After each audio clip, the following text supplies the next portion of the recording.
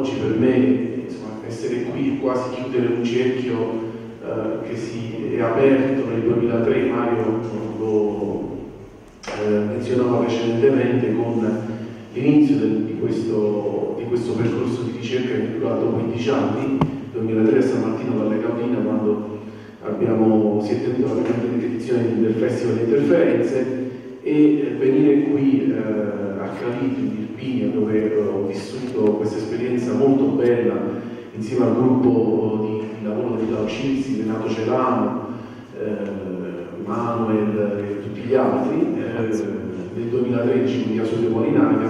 È un po' un modo per chiudere un cerchio che mi ha portato ad attraversare, diciamo così, i territori rurali dell'Irpinia, del Sannio, della Puglia negli ultimi 15 anni attraverso progetti legati al suono, alle nuove tecnologie. Io vorrei, diciamo così, articolare questa mia breve presentazione, questo mio breve intervento, citando una serie di parole chiave, in maniera che diciamo così, anche tutto il quadro di riferimento del libro, del testo, dei temi, dei contenuti sia anche un po' più chiaro all'uditorio. E partirei quindi con la prima parola, l'abbiamo già citata, che è attraversamento, e partirei però proprio con una cosa di cui parlava Marco poco fa, che io credo che sia uno degli aspetti fondamentali del libro, e cioè l'ascolto, no? Che cos'è l'ascolto in questo libro? Cosa rappresenta la pratica dell'ascolto in questo libro? E rappresenta uno strumento di conoscenza. Cioè l'ascolto diventa, nella prospettiva di questo studio, uno strumento di conoscenza del mondo. Si fa riferimento a questa teoria che è quella dell'acustemologia. L'acustemologia non è altro proprio che l'utilizzo dell'ascolto come pratica di conoscenza della realtà, che in qualche modo mette anche in discussione il primato della vista, dell'oculocentrismo e dell'immagine, che è diciamo così, il filtro, il medium con cui noi ci relazioniamo al mondo, e il principale medium con cui ci relazioniamo con il mondo nell'epoca contemporanea. E quindi in qualche modo recuperare l'ascolto significa anche tentare di riproporre un riequilibrio sensoriale, in cui anche gli altri sensi, a partire quindi dall'udito, possano contribuire appunto all'esperienza di attraversamento dei luoghi, degli spazi, degli ambienti, proponendo appunto qui mi riferisco anche alle osservazioni interessanti che faceva Alfonso prima, di percepire, di conoscere ciò che non è visibile in qualche modo. Qualche mese fa ho curato a Roma una mostra molto interessante al Macro, sono stato curatore di questa mostra insieme ad Antonio Arevalo. Questa mostra si chiamava Otros Sonidos, Otros Paisajes, ed era la prima mostra in assoluto dedicata alla sound art sudamericana, in particolar modo quella cilena, in Europa. E una delle opere che erano in esposizione di questa artista che viene da Valparaíso, in Cile, si chiama Alejandra Pérez Núñez.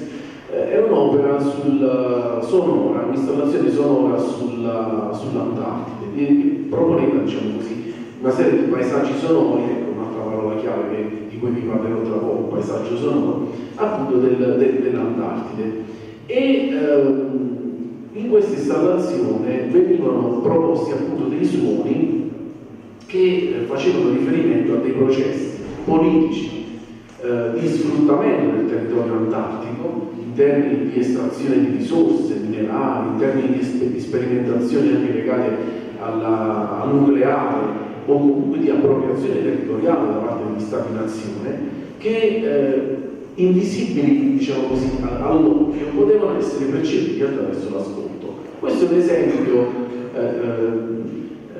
probabilmente di quello che voglio dire quando parlo di acustemologia, di capacità di rendere percepibile ciò che è invisibile attraverso l'ascolto.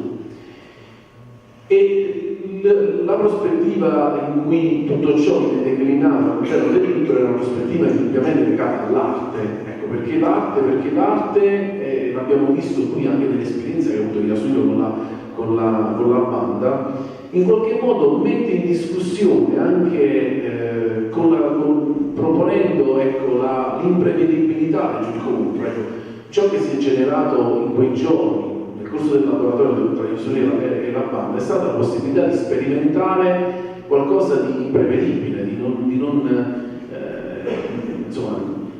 non pianificabile fondamentalmente, e questo credo che sia uno degli aspetti più interessanti legati alla ricerca artistica, no? La possibilità di sperimentare ciò che non si può prevedere e ciò che va anche al di là dei confini della sintassi disciplinare delle altre scienze umane, ciò che una ricerca antropologica o sociologica non riuscirebbe forse a rivelare, proprio per il suo carattere concluso e definito, no? Invece l'arte trascende ogni tipo di confine da questo punto di vista, di possibilità di rinchiudere all'interno di un dominio disciplinare questi risultati, i risultati di questo incontro. E quindi l'ascolto e quindi le pratiche estetiche, l'arte, e poi il paesaggio sonoro, di cui parlava anche Marco prima. Che cos'è il paesaggio sonoro?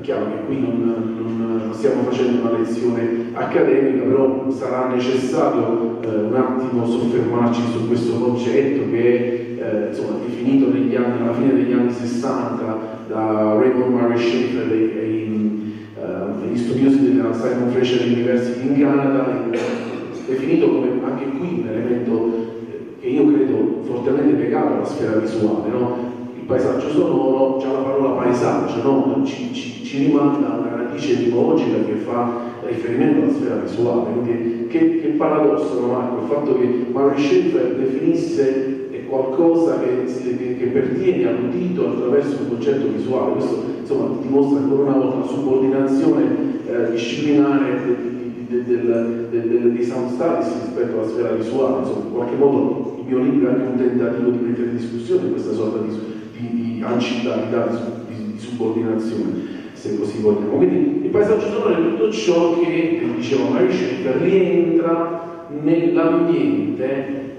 di umano, di suoni umani e di non umani, che è percepibile da uomo, che qui insomma anche una interpretazione antropocentrica dell'ascolto, anche su questo poi ci sarebbe da dire tanto, però insomma non credo sia questo proprio la sede adatta per farlo. Ma la capacità, come diceva Marco, del suono di produrre mondi sonori, questo è un altro degli elementi che sono centrali nel libro, no? Quando nel libro si fa riferimento alla teoria dei Sonic Possible Worlds di Salvador Wegener, cioè il suono, come ha spiegato Marco perfettamente prima, come elemento che innesta l'immaginazione. Non so, il suono di una porta che si apre, in ognuno di noi genera infiniti mondi prodotti dall'immaginazione, no? A me può ricordare, non lo so, il suono di quando mia mamma veniva a prendermi nella culla, ero piccolo magari, o qualcun altro lo potrebbe associare ad altri eventi, come per esempio è stato anche, abbiamo verificato sul campo durante questo progetto che ho curato, ecco, e qui mi ricollego anche all'esperienza, alla storia di Calitri, la storia triste del terremoto, no? Io ho avuto modo di curare qualche anno fa, invitato al Festival Flussi, un progetto di arti sonore al carcere borbonico di Avellino sul terremoto, il trentennale del terremoto, e abbiamo lavorato insieme con un artista sonoro torinese che è Enrico Ascoli, un'esperienza che tra l'altro ho raccontato anche nel libro. Enrico, camminando per i paesi fantasma dell'Irpinia, nelle rovine, ha raccolto degli oggetti nei luoghi abbandonati, e quindi piccoli sonaglietti, giocattoli di bambini, bicchieri, utensili, insomma, e ha avuto questa idea di far rivivere questi oggetti venuti da un passato di morte, che era quello del terremoto, metterli insieme con un sistema di bus shaker, si dice, diciamo così, in termini tecnici, ma immaginatevi questa orchestra di oggetti che vengono fatti vibrare, no, attraverso questo sistema. Quindi succede che questi oggetti vibrando producevano suoni e diventavano una sorta di suono orchestrale per certi sensi. Ebbene, durante questa esperienza con Enrico, parlando con le persone che venivano poi a visitare l'installazione ed ascoltare questi suoni al carcere borbonico, ecco, ci dicevano tutti che, e qui mi ricollego a quello che diceva Marco prima, che la loro esperienza, il loro ricordo del terremoto era un ricordo legato a un suono di un oggetto che cadeva, di un bicchiere che si spaccava, non a un'immagine. Quindi questo ancora una volta ci testimonia della potenza del suono nella produzione dell'immaginazione, del ricordo, della memoria, no? Terza parola chiave, e mi sono appuntato insomma un po' di cose che mi sono venute fuori nel corso della discussione per rendere anche così un po' più attraverso questa declinazione terminologica più chiara, ripeto, il senso del libro e i contenuti del libro. Terza parola chiave è quella della ruralità critica.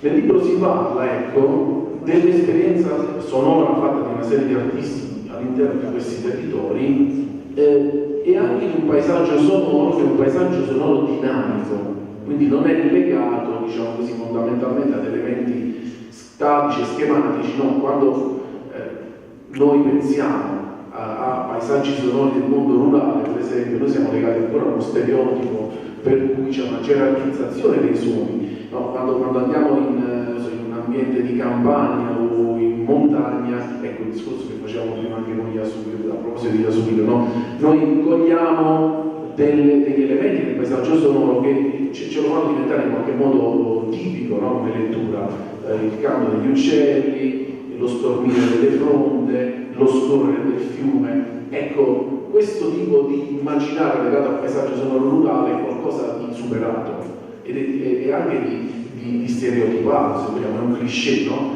E cliché che in qualche modo ci costringe anche a una lettura gerarchizzata del paesaggio sonoro, per cui è meglio il paesaggio sonoro, non lo so, ci piace di più quello più ad alta fedeltà, ecco, per usare il termine scheferiano, il paesaggio sonoro che si ascolta in montagna, piuttosto che quello, che ne so, confusionario della città, ma il suono anche qui è un elemento culturale.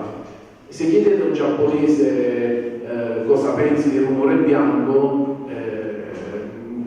il giapponese vi dirà, o almeno una parte dei giapponesi vi diranno che è un rumore meraviglioso, che è una cosa bellissima ascoltare il rumore di una motosega oppure il suono di un ventilatore, no? Tanto è vero, Marco mi insegna che la maggior parte dei gruppi noise, insomma, penso a Melt Banana, penso a Metro, penso, non lo so, in Capacitance, anche il noise bianco, e viene dal Giappone. Insomma, il suono è un fatto culturale, e quindi anche questa sorta di approccio gerarchizzante che abbiamo al paesaggio sonoro, paesaggi di alta fedeltà o di bassa fedeltà, è qualcosa che è legato anche un po' alla nostra lettura culturale, se vogliamo, del suono. Torno però al concetto al concetto di ruralità critica, quindi cosa voglio dire? Voglio dire che il paesaggio sonoro che noi abbiamo analizzato nei nostri lavori di ricerca con gli artisti di questi anni è qualcosa di totalmente dinamico, di totalmente slegato dagli stereotipi e da queste toniche di cui parlavamo prima. Quindi anche il fatto che Yasuhiro chiedesse di spegnere questa motosega, in realtà la motosega è un segno delle coesistenze anche dell'artificiale con il naturale all'interno di questo paesaggio sonoro, è qualcosa che è parte di questo paesaggio sonoro. E allo stesso modo noi, ecco, il concetto di ruralità critica significa accostarsi alla ruralità non come un mondo morto, nostalgico, che non tornerà più, ma come qualcosa di vivo in cui le tradizioni, attraverso la traduzione anche dei nuovi linguaggi, e questo è tutto il senso del lavoro che abbiamo fatto in questi anni, perché la ruralità deve trovare, deve in qualche modo avere un ruolo attivo nei processi, è chiamata ad avere un processo attivo un ruolo attivo nei processi della globalizzazione planetaria della contemporaneità. E quindi insomma il senso del libro è questo.